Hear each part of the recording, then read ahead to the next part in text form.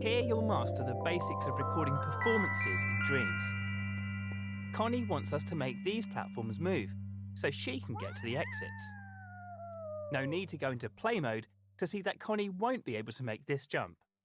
So how about we add a little handmade animation to get us there? We can do that using the Action Recorder. Action recorders are super easy to use. Stamp one in your scene and it'll record anything you move with the imp. And we mean anything. It'll even record you moving or tweaking gadgets. Let's go. Connie's excited to see what we can do. Now go to the Assembly menu. If it's closed, press square to open it. The Animate menu has a clapperboard icon, so open that up.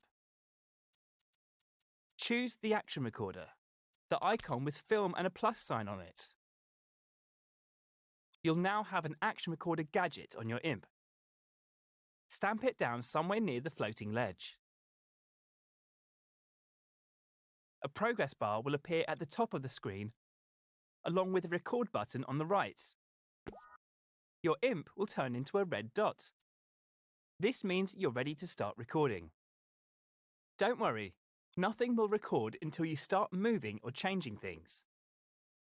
When you're ready, grab the floating ledge above Connie with R2. Move it slowly to her using the motion sensor function or the sticks.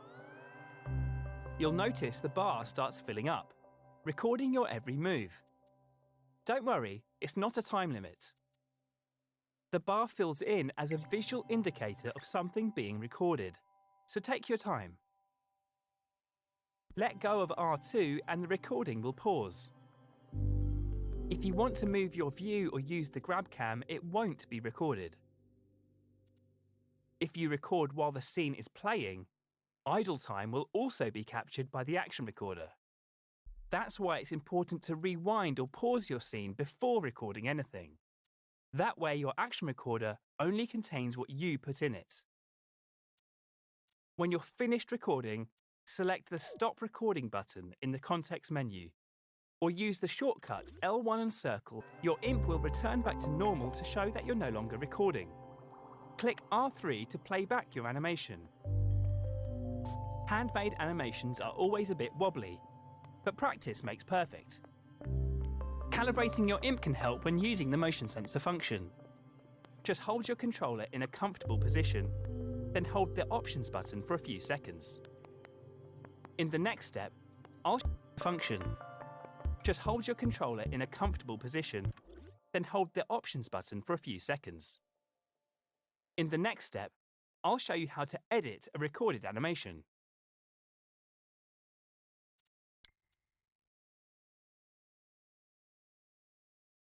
Anything you record is stored by the Action Recorder gadget. If you hover over the floating ledge, the Action Recorder gadget will pulse.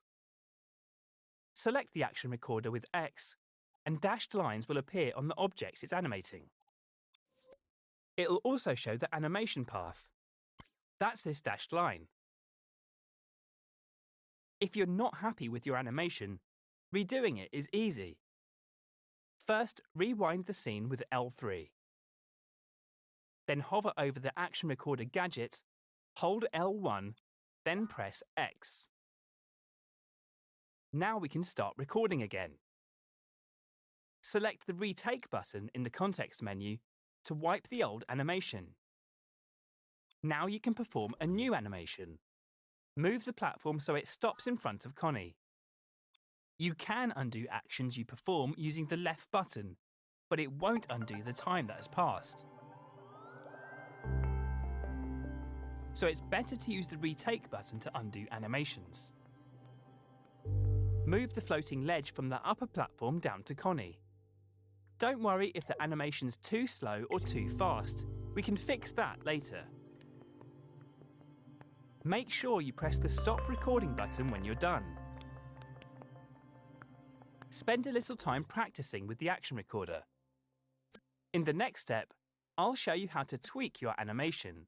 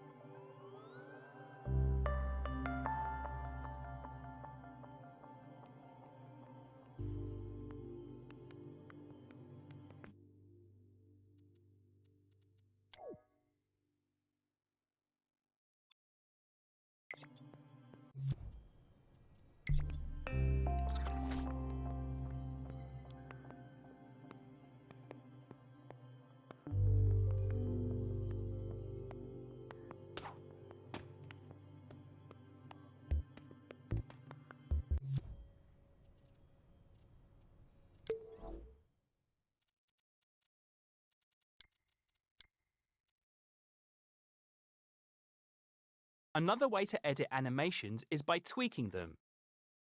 Hold L1 and press square over the Action Recorder gadget to open its tweak menu. Here you can see all the tweaks for the Action Recorder. By default, the playback mode is set to loop, so it plays the animation over and over again. But you can set them to play once, sustain, or to ping pong. Once will play the whole animation only one time. Sustain will play the animation as long as the Action Recorder has power. If it loses power, it will stop. Then it will continue from that point when it's powered again. Ping pong plays the animation forward once and then plays it back in reverse, then forward, then backwards, and so on and so forth. That sounds like a good option for our floating ledge. Select ping pong with X. Click R3 to play the scene and the animation. You can also change the animation's speed to make it slower or faster. Grab the slider with X and use your imp to change the speed. If you want to explore more of the Action Recorder tweaks, you can. If you hover over any button for a few seconds, a more info tip will explain what that tweak does. To close the tweak menu, just hold L1 and press circle anywhere over it. And of course you can undo any changes you make by pressing the left directional button. Switch to play mode to test your changes.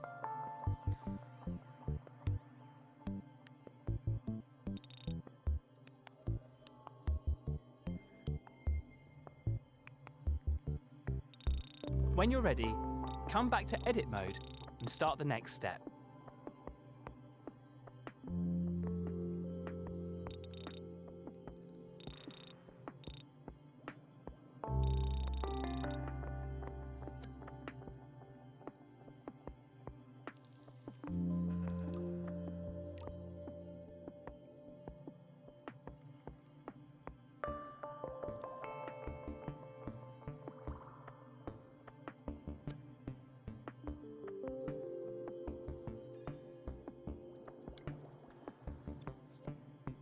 Now that Connie's made it up to the higher platform, how will she get back down to the next one? Rewind the scene with L3. You probably already know about cloning objects. But do you know you can clone their animations along with them? I'm sure you remember how to clone, but if not, just hold L1 and grab the animated ledge with R2. Once you've made the clone, release L1. Then move the ledge to the other side of the platform and release R2 to place it. Not only did you clone the ledge, but you also cloned its animation. Click R3 to play the scene. Now we just need to flip it so it moves in the correct direction. First, make sure you rewind your scene. Grab the platform with R2. Then click L3 to flip it horizontally. Depending on where you grabbed it from, you might have to move it closer to the other platform after flipping. Release R2 to put it back down. Now click R3 and the platform should move in opposite directions. Both animations are stored to the same Action Recorder. So if you retake or delete the Action Recorder, it will affect both animations. Now go into play mode and see if Connie can make it across both gaps.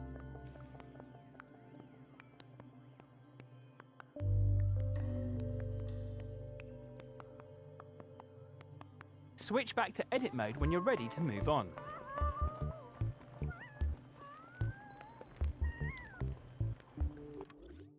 Now let's get Connie to Cuthbert and through the door before Cuthbert gets lonely. There's a shiny helper cube holding up the next platform, but he's not very animated at the moment. To get him to walk back and forth towards the exit, we need to use Record Possession. It allows you to possess puppets and record a performance with them. Go to the Assembly menu, then the Animate menu. It's the one with the sock puppet icon. Your imp can now possess the puppets in the scene. In the context menu, you'll see the Count In button. When this is selected, you'll get a 3-second count-in before recording starts. Press R2 over the helper cube to possess the puppet and start the countdown. When the count reaches 0, the possession recorder begins recording. Unlike the action recorder, it records constantly, so time will be recorded even when the cube isn't moving. Walk the helper cube around the obstacles. Pause for a moment, turn around, then walk back to where the helper cube started. Starting and ending at the same place will make the animation loop smoothly. Press circle to depossess. You'll notice the recording pauses when you depossess. Select Stop Recording in the context menu to exit record possession. Once you've stopped recording, click L3 to rewind the scene, then R3 to play it back. In the last step, I'll show you how to edit the recorded possession.